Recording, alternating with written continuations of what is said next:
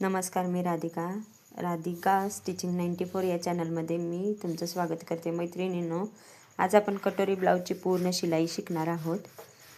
तर सर्वप्रथम मेन फॅब्रिकवरती अस्तर समोरासमोर ठेवून पूर्णपणे जॉईंट करून घ्यायचं. जॉईंट केल्यानंतर उरलेला पूर्ण कपडा फिनिशिंगमध्ये कट करून टाकायचा.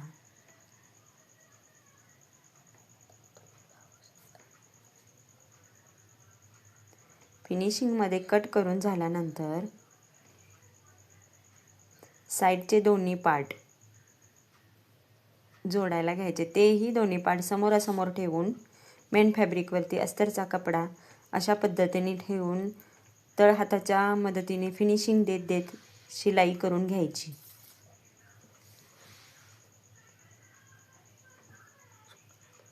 न घाबरता शिलाई एकदम परफेक्ट सफाईदारपणे करत जायचं. तर नवीन शिकणाऱ्या महिलांसाठी हे एकदम अवघड काम वाटतं. तर एकदम नंतर दुसरा पार्ट घेऊन त्याच पद्धतीने एकदम फिनिशिंगमध्ये शिलाई करून घ्यायची. राहिलेला संपूर्ण कपडा कात्रीच्या मदतीने फिनिशिंगमध्ये कट करून घ्यायचा.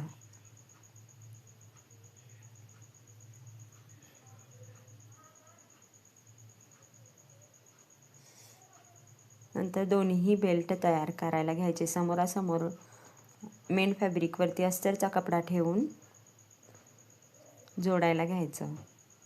राहिलेला कपडा कट करून हाताने प्रेस करून त्यावरती शिलाई मारून फिनिशिंगमध्ये क्रॉसपट्टी जॉईंट करून घ्यायची.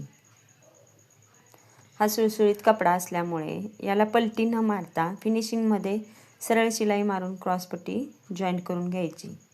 जेव्हा सुळसुळीत कपडा नसतो तेव्हा आपण पलटी मारून क्रॉसपट्टीला अंडरग्राऊंड फिनिशिंग देऊ शकतो, पण सुळसुळीत कपडा असल्यामुळे आपण ते करू शकत नाही. अशा पद्धतीने दाब शिलाई देऊन एकदम परफेक्ट पद्धतीने क्रॉसपट्ट्या तयार करून घ्यायच्या. शिल्लक राहिलेला कपडा पूर्ण कट करून टाकायचा. फिनिशिंगमध्ये एकदम परफेक्ट अशा पद्धतीने क्रॉसपट्टी फ्रंट पार्टचे पूर्ण पार्ट तयार आहेत. तर कटोरीला मध्ये फोल्ड करून टक्स घ्यायचा. तर टक्स 1.5 इंचाचा वरती 2.5 इंच आणि कटोरीला टोक येऊ नये म्हणून थोडासा गोलाकार पद्धतीने टक्स देऊन घ्यायचा. बघा मैत्रिणींनो, तर अशा पद्धतीने टक्स दिल्यामुळे कटोरीला टोक अजिबात येणार नाही. ही एक ट्रिक आहे. ही ट्रिक तुम्ही फॉलो करा आणि मला नक्की कमेंटमध्ये सांगा की ही ट्रिक तुम्हाला कशी वाटली. मी माझ्या अनुभवानुसार तुम्हाला सांगते की या ट्रिकने अजिबात कटोरीला टोक येणार नाही. तर तुम्ही हा व्हिडिओ कुठेही न स्किप करता पूर्ण पहा आणि माझ्या चॅनलला लाईक अँड सबस्क्राईब करा. नंतर साईड पट्टी घेऊन त्याला कटोरी जॉईंट करायला घ्यायची. डबल शिलाई मारून एकदम फिनिशिंगमध्ये कटोरी जोडून घ्यायची. नंतर दुसरा पार्ट घेऊन त्याच्यावरती कटोरी ठेवून खालून वरच्या साईडला अशा पद्धतीने व्हिडिओ दाखवलेल्या पद्धतीने कटोरी जोडून घ्यायची. कटोरी जोडून घेत असताना कटोरी अजिबात ओढायची, ताणायची नाही. थोडासा जर वाटला तर कपडा एक्स्ट्रा झालेला तो तुम्ही कट करू शकता. कट करून झाल्यानंतर क्रॉसपट्टी अगदी 1/2 इंच पुढे ठेवून फिनिशिंग देत देत जोडून घ्यायची. जोडून झाल्यानंतर दाब शिलाई देऊन फिनिशिंगमध्ये प्रॉपर फ्रंट पार्ट तयार करून घ्यायचा. एक्स्ट्रा झालेली पट्टी कट करून टाकायची. व्हिडिओ दाखवल्याप्रमाणे फिनिशिंगमध्ये जोडून घ्यायची. मी नेहमी क्रॉसपट्टी थोडी एक्स्ट्राच घेते. जास्त झाली तर कट करून टाकता येते, पण कमी पडल्यानंतर बिगनर्स लोकांसाठी तर खास टिप्स आहे. 1/2 इंचाने पट्टी जास्त घेतली तर ती आपल्याला कट करून टाकता येते, पण कमी पडली तर आपण जॉईंट देताना फिनिशिंग पूर्ण बिघडून जाते. तर अशा पद्धतीने आपण हुकपट्टी लावायला घेतली आहे. हुकपट्टी एकदम फिनिशिंगमध्ये पाव इंचाची शिलाई मारून नंतर दाब शिलाई देऊन पलटी मारून घ्यायची. पलटी मारून झाल्यानंतर ती आतल्या साईडला 2 वेळा फोल्ड करून फिनिशिंगमध्ये हुकपट्टी तयार करून घ्यायची. हुकपट्टी तयार झाल्यानंतर आईपट्टी तयार करायला घ्यायची. आईपट्टी तयार करताना खालून वरती अगदी पाव इंचाची टीप मारून तो कपडा फोल्ड करून समोर घ्यायचा. अगदी व्हिडिओत दाखवल्याप्रमाणे बाहेरच्या साईडला अर्धा इंच काढत आईपट्टीला फिनिशिंग द्यायची. अशा पद्धतीने कटोरी ब्लाउजचे फ्रंट पार्ट तयार झाला. एकदा चेक करून घ्यायचं की बरोबर आहे की नाही. आणि अशा पद्धतीने व्हिडिओ दाखवल्याप्रमाणे एकदम नॉर्मल आकार देऊन त्याला गोलाकार असं फिनिशिंगमध्ये कट करून घ्यायचं, जेणेकरून घातल्यानंतर तो गळा एकदम सुरेख आणि सुंदर दिसतो. दोन्ही साईडून एकदम परफेक्ट पद्धतीने फिनिशिंगमध्ये गळा तयार करून घ्यायचा. गळा तयार करून झाल्यानंतर हे दोन्ही पार्ट बाजूला ठेवून बॅक पार्ट तयार करायला घेऊया. बॅक पार्ट तयार करत असताना सुळसुळीत कपडा असल्यामुळे तो गळा अगदी लुळा पडल्यासारखा होतो. त्यासाठी मी कॅनव्हासचा वापर केलेला आहे. तर गळा रुंदी 2.25 इंच, गळ्याची रुंदी 2.25 इंच आणि लांबी 10 इंच अशा पद्धतीने ठेवून गळ्याला कॅनव्हासवरती एकदम गोलाकार पद्धतीने गळा शिवून घ्यायचा. गळा शिवून झाल्यानंतर पाव इंच एवढं मार्जिन ठेवून गळा पूर्ण कट करून घ्यायचा. अगदी पाव इंच मार्जिन ठेवून गळा कट करून घ्यायचा. तर आपल्याला याच्यानंतर छोटे छोटे कट्स मारून आपल्याला हा कॅनव्हास पलटी करून घ्यायचा आहे, जेणेकरून आपला गळा एकदम फिनिशिंगमध्ये तयार होऊन जाईल.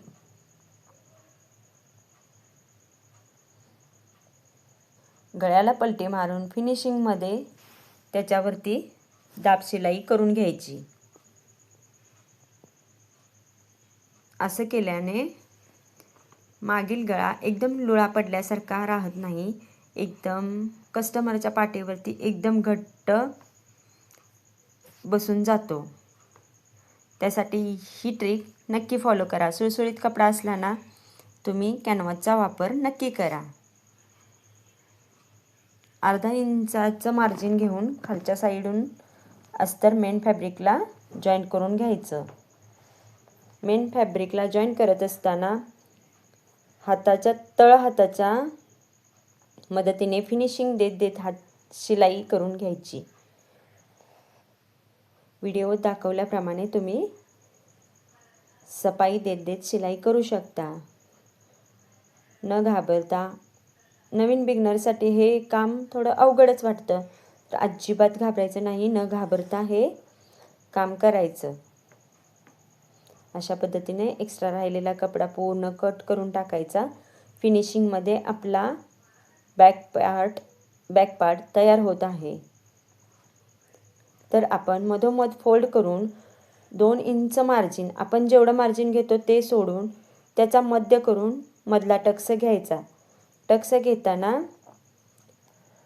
छातीचा मध्य वरती 4.5 इंच असा मी टक्स घेतला आहे. हा टक्स तुमच्या चेस्टच्या प्रमाणे चेंज होऊ शकतो आणि सुळसुळीत कपडा असल्यामुळे टक्समध्ये कपडा सापडत नाही, म्हणून मी अगोदर शिलाई मारून घेतली. व्हिडिओ दाखवल्याप्रमाणे तुम्ही ही शिलाई करून घ्या. अशा पद्धतीने दोन्ही टक्स मारून तयार आहेत. अशा पद्धतीने दोन्हीही पार्ट तयार आहेत. टक्स दिल्यापासून क्रॉसमध्ये पाव इंच थोडंसं तिरकस येऊन राहिलेला कपडा कट करून टाकायचा, जेणेकरून आपल्या काकेमध्ये झोळ किंवा फुगा येऊ नये.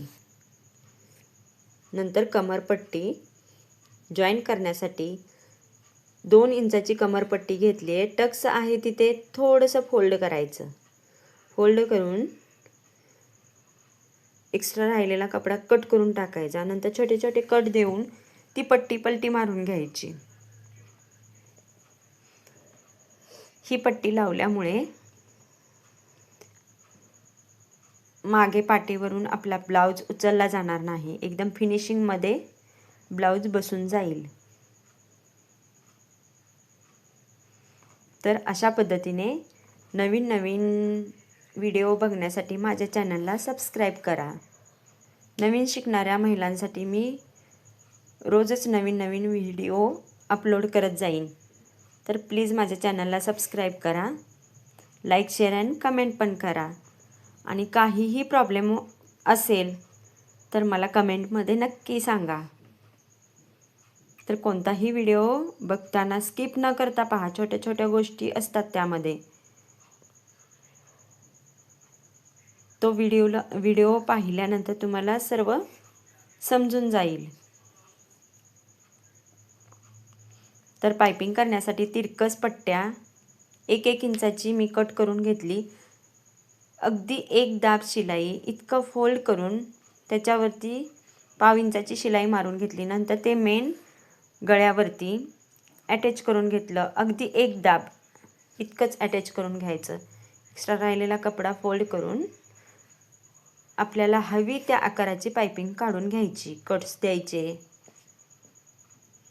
फिनिशिंग देत देत अगदी एकदम छोटीशी पायपिंग काढायची.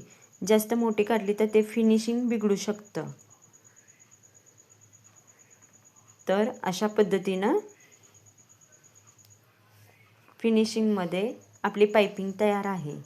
दुसऱ्या पार्टसाठीही 1-1 इंचाच्या 2 पट्ट्या काढून ते क्रॉसमध्ये जॉईंट करून घ्यायच्या. अगदी व्हिडिओत दाखवल्याप्रमाणे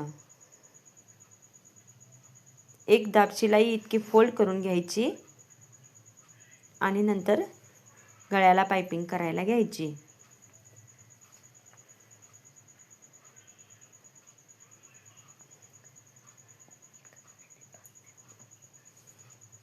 गळ्याला पायपिंग करताना सुद्धा एकच दाब इतकी शिलाई तुम्ही गळ्यावरती घेऊ शकता.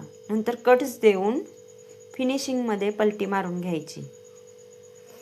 पायपिंगवरती तुमचा पूर्ण गळा डिपेंड असतो. त्यासाठी फिनिशिंगमध्ये पायपिंग करा.